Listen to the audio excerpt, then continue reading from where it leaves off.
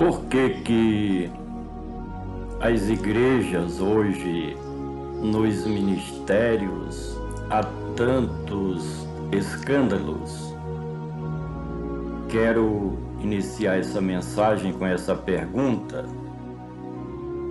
porque nos meios de comunicação, nas mídias sociais, na internet, o que mais a gente tem ouvido, assistido, são escândalos repetidos, recorrentes na vida daqueles que deveriam dar bons exemplos para o povo de Deus diante da sociedade. Hoje temos dificuldades para pregar o Evangelho, porque os que promovem ou escandalizam o Evangelho nos deixa em situação difícil diante da sociedade. Quero ler um texto que nós encontramos em Tito, capítulo 1, do versículo de número 5 ao 8, onde está escrito o seguinte: Por estas coisas te deixei em Creta, para que pusesses em boa ordem as coisas que ainda restam, e de cidade em cidade estabelecessem presbíteros, como já te mandei. Aquele que for irrepreensível, marido de uma mulher, que tenha filhos fiéis, que não possa ser acusado de dissoluções, nem são desobedientes. Porque convém que o bispo seja irrepreensível, como dispenseiro da casa de Deus, não soberbo, nem iracundo, nem dado ao vinho, nem espancador, nem cobiçoso de torpe ganância, mas dado à hospitalidade, amigo do bem, moderado, justo, santo, temperante. Qualidades aqui das lideranças locais das igrejas no primeiro século de nossa era cristã. No mundo gentílico, o apóstolo Paulo, como um desbravador de novos campos missionários transculturais, ele estabelecia lideranças locais, que se refere tanto ao presbítero como ao bispo, em que deveriam ter um padrão de vida cristã. E aqui nesse texto nós descobrimos várias destas qualidades que deveriam ter os líderes locais de cada comunidade cristã, de cada igreja. Esse era o padrão utilizado por Paulo e pelos seus amigos e companheiros de ministério.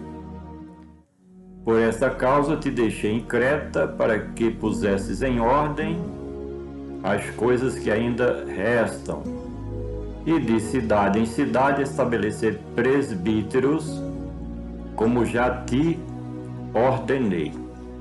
Tudo tinha uma ordenança, tinha, digamos que, um decreto, tinha regras estabelecidas pelo líder da igreja cristã no mundo gentílico, para estabelecer os presbíteros e os bispos, que eram lideranças locais.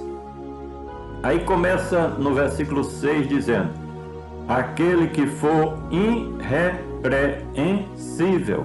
E isso se repete outra vez no mesmo texto que nós vamos ler aqui.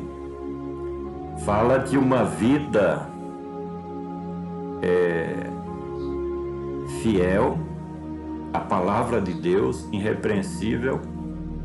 O presbítero como uma pessoa que dá um bom testemunho dentro da sua própria casa, no meio da sua família, da sua parentela, na vizinhança, no trabalho, onde estuda, na cidade, na sociedade, onde passar, tem essa obrigação de ser irrepreensível. Ninguém vai o acusar de alguma coisa. É isso que fala essa expressão irrepreensível. Marido de uma mulher. No mundo gentílico, isso era normal, as pessoas terem mais de uma mulher, ter várias mulheres na época em que Paulo escreveu essa carta. E muitas vezes as lideranças da igreja se convertiam, e quando se convertiam, aí tinha 2, 3, 4, 5 mulheres, que naquela época, dependendo da condição financeira. No mundo gentílico, Israel era diferente, mas no mundo gentílico era assim que funcionava. E aí não queriam largar dessas 2, 3, 4 esposas, mulheres, né?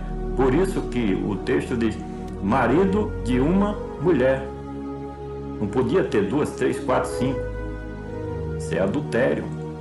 Não pode, quem é do ministério, não pode viver adulterando, na prática do adultério. Se vê hoje muito isso. Lideranças locais que nos dias de hoje é muito chamada de pastor. Na época do Novo Testamento você vai ver falar muito pouco sobre pastor. As lideranças locais eram chamadas de presbíteros, de bispos. Que tenham filhos fiéis, que não são acusados de dissoluções, nem são desobedientes.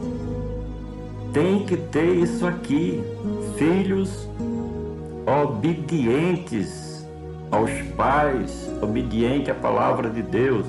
Se não fossem obedientes aos pais, à palavra de Deus, o presbítero não poderia ser ordenado ou consagrado. Se os filhos provocassem dissoluções, divisões, contendas, brigas, não poderia ser um presbítero. Se os filhos, se não fossem fiéis às leis do país, fiéis aos pais, fiéis à palavra de Deus, o presbítero não seria ordenado, não seria consagrado.